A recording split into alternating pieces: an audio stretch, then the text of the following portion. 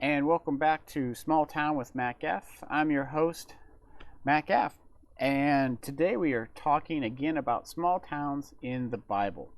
And last week we talked about the house of Abraham, where he started out, which was near the ziggurat near Nazarene, Iraq, or And now we're going to go talk about Bethel. Not Bethel Church out in California. Already found it. It's right there.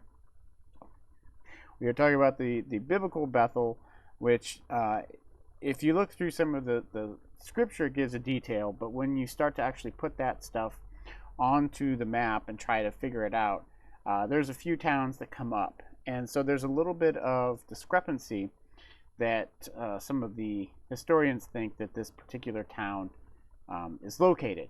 But it's described in the Bible a few times. It's got some notable actions to it that we'll kind of go through. Some historical things happened there. But other than that, it was actually a very small town.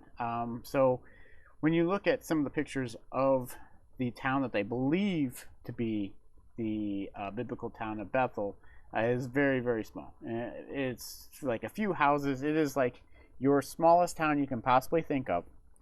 It may have a grocery store, and it probably doesn't even have a stoplight or a stop sign. I mean, that's how small it is. So it's not one of those towns where it is huge metropolis. You've got this huge monument or anything like this. This is straight out probably the smallest town you can think of. And that's what we're going to discuss today. But first, I want to make sure I shout out to faithcast.com. It is a great place to go look for other great podcasts like this one. I'm in the entertainment section. There's some other great podcasts that I listen to there too as well. But it's a great place. It's faithcast.com. It's great. And I look forward to every podcast that's on there. So let's go ahead. Let's dive right into Bethel and where it's located, or possibly where it's located. So before we get started, or actually before we even get to that, let's talk about what it was. What's important about Bethel? Because every town has its important thing. Even a small town, you'll get that thing. Like, they have an NFL player, or they have an astronaut, or they have, something happened in this town that kind of, pulls that town together. And so here we see in Genesis 12:8 is it being a place where Abraham pitched his tent. So that's one place. I mean, it was mentioned in the Bible that he pitched it there. So there's a reason why. So, it's not just like he pitched his tent, in the desert. No, they specifically said they pitched his tent in Bethel. So there's a reason why. In this location, also, Jacob dreamt of seeing angels and God. And that was also put in there. Therefore, they named it Bethel, or House of God. Which is where Bethel Church in California has their name, and that's a whole different story on that. We may go into different churches on that, but so the name is further used in a border city located in the territories of Benjamin and Ephraim. They thought they had found it in 300 A.D. in a small village that lay 12 Roman miles north of Jerusalem, to the right or east of the road leading to Neapolis, belonging to the Benjamites. So they thought they had originally found it in 1838. And once again, it was a small little thing. A few buildings, few outcrops. Now, obviously, buildings from back then fall apart and everything like that. So quite frankly, you're not going to find these huge, monstrous cities anyway out in the desert. It's not going to happen. Even when I went to the city of Yor, there's some buildings, foundations, and some structures, but because of the sand, because of the shifting sand, because of all the things that had happened, and movements of water, you're not going to see, like a New York City in the middle of the desert. Not going to happen. I mean, it's just not going to. It's going to take time to find all that stuff. But this town anyway was already small. It was a place where they pitched a tent. So it's not even a place that had rooms or anything like that. They pitched their tent in the city. Okay, So, it's probably one of those, not even the city. It's like, oh, that spot on the map there, which is really great. I mean, I love places where you don't even find it on GPS. I mean, you have to look at and I say old, and that's really bad. But you have to look at a map, and actually find some of these places on there. So, um, there's been some discrepancy as to where this particular town is, which is really indicative of small towns, because you can ask someone, "Hey, where's Mentone?" And people are going to look at you going, I don't know, I didn't, probably in the grocery store, and it's like, no, not Mentos, Mentone. So, you know, um, but it's really interesting to see a place where it's mentioned in the Bible. It's a place where someone stopped. It's a place where someone dreamt and was so moved that they wrote about it in the Bible, that they put that in there. I mean, he could have had that. They could have said they stopped at Jerusalem and had the dreams, and obviously they wouldn't have needed a pinch a tit in Jerusalem. There would have been inns. There would have been places to sleep. So that's why I say this is important, because it's such a small nugget in the Bible, but it just shows how specific, or how a small town can make a difference. So we're gonna go in here. So David Livingstone, Livingstone, true, yeah. When I read that first, I was like, oh, Mr. Livingston, I presume, but obviously that was not the right one. Contradicts this view. He based it off of positive identification by means of inscriptions, and relying on the distance from Jerusalem, according to a couple other people. He identifies Bethel with El Barach, suggesting that it might be Bethane, suggesting that Bethane might be actually Ophren. So the original place they thought was actually, he's saying, is Oprah, and that the modern day Bethane, or that the modern day El Barach, is actually Bethel. So there's the two thoughts. So they're still kind of up and down as to who's right, who's wrong. Same thing with any kind of historical thing. Someone sees one side, someone sees another side, and somewhere in the middle there's the truth. And that's cool. That's fine. I love that kind of stuff, because when growing up, I've always loved watching like Indiana Jones, or reading Clive Clessinger, type of stuff, where it like digs deep into history and stuff. I love history. I love reading about the past and everything. I love stuff like this because it makes people think. It makes them read, and it makes them study, and then they learn something that they may not have. Because while you're reading, Genesis 12:8 on this, you're gonna keep going on and read 12:9, and just read and read, and then you pick up something that's not even related to this small town or to this research that you're doing. And that's what's great about reading the Bible. You always find something new. I mean, you may have read it multiple times, but all of a sudden you just find something clicks. And so it's just great. That's why I love history. I could sit about it and talk about it forever. That's why I love this series with doing small towns in the Bible. So so with that being said, let's go ahead, take a break, and when we come back, we're going to go through some of the biblical scripture that reads about this, and so we can kind of see the importance of what this was, that it was important enough to be put into the Bible and then brought to people now, to be kept translated and translated. It's not like Bethlehem, different town. This is Bethel, and so why is this small town put in there? Well, we're going to read some of the scripture, and we'll kind of see about that. So we will be back right after this ad, and thanks for listening.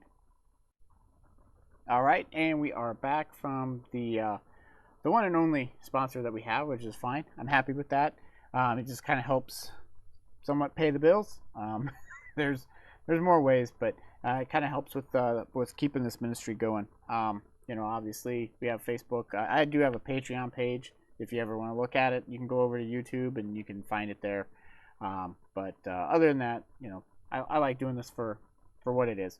So it gives me a chance to kind of bone up, because this is what I do at my local church. I do the video, I do the streaming, I do all this. So this is just kind of fun for me anyway. So kind of a nice little hobby.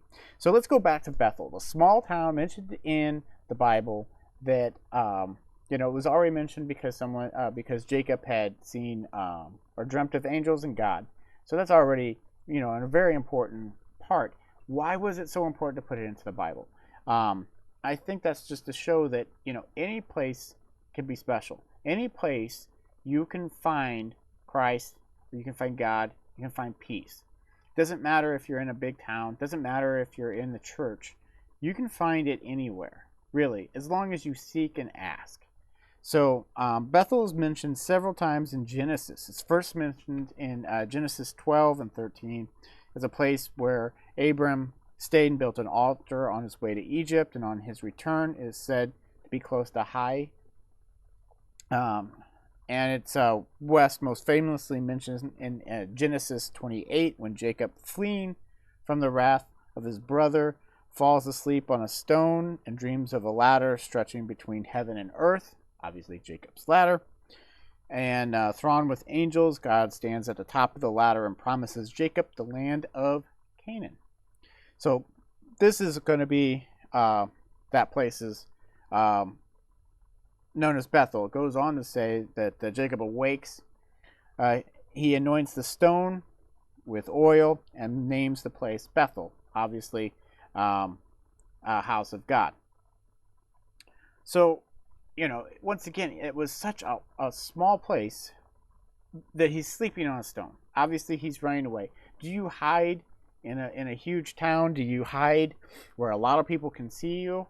No, you don't. I mean, generally you hide where no one's going to see you. It's very small, small towns are kind of cool about that, because if you don't know somebody, you can kind of blend in fairly quickly. You can kind of make your own background.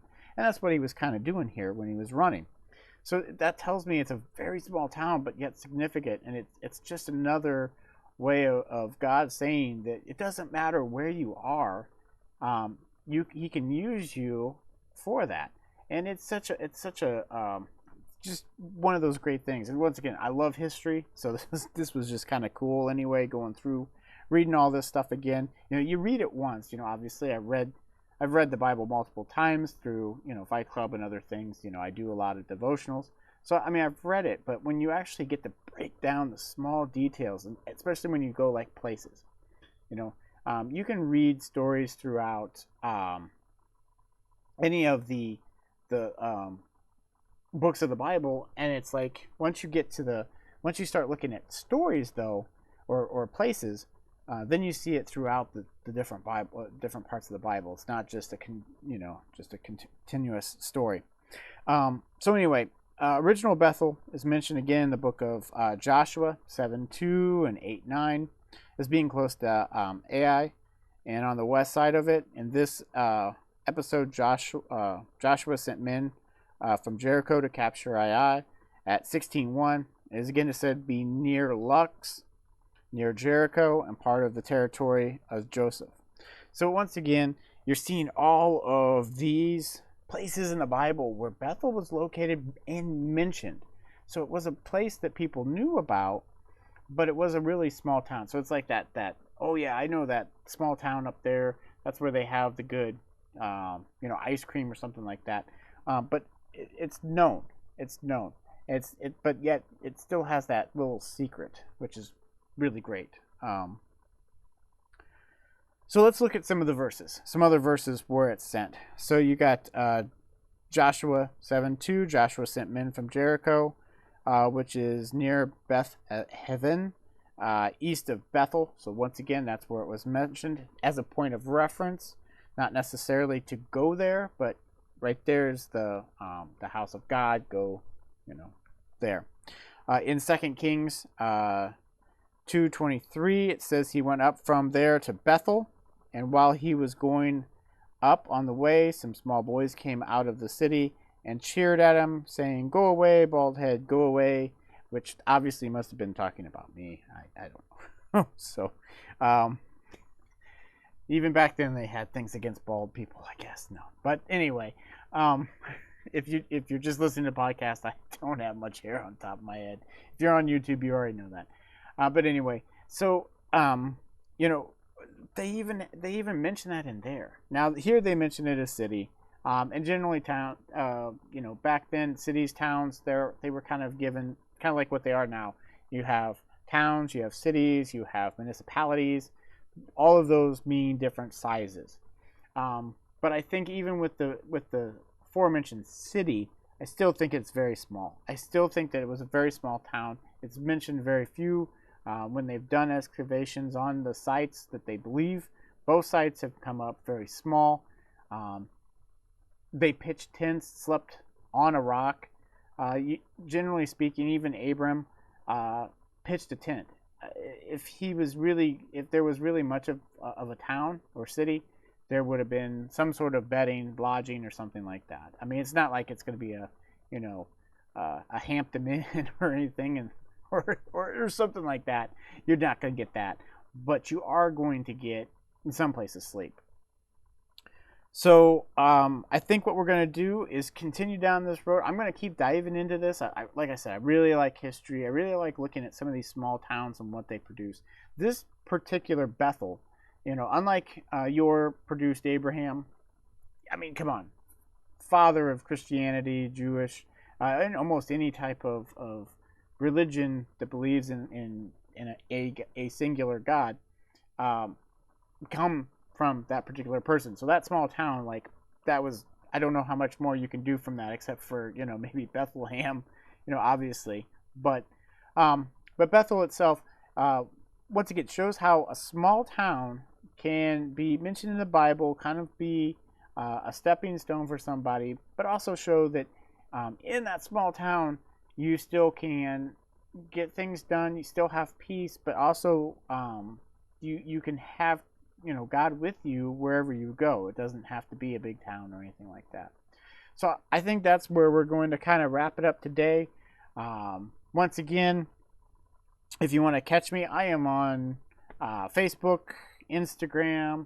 I'm on Spotify, iHeart, Apple, Anchor, YouTube. So with YouTube, I as the podcast, you obviously can't see, but if you go to YouTube, you're going to see that I got a new camera system using my phone, so it's a lot nicer than the webcam I was using. So if you want to, just pop on over to YouTube, type in Small Town with Matt Gaff. I'll pop up, and over there I may do some small, every once in a while, do some small town thoughts on there, really small little bits and stuff like that. So I'm kind of toying with that a little bit.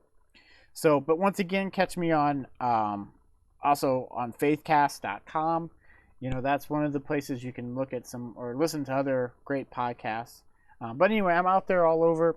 If you want to email me, once again, smalltownwithmattgaff@gmail.com. I love getting emails. I'll respond if you send something.